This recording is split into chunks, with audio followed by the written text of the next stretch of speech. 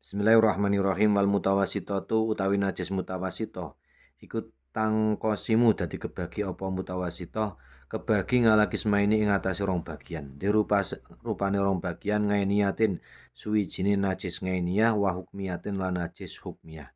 Al ngainiyatu utawi najis ngainiyah iku alatin najis laha kang iku tetep kaduwe alati launun utawi werna warihun lan ambu watok munan rasa.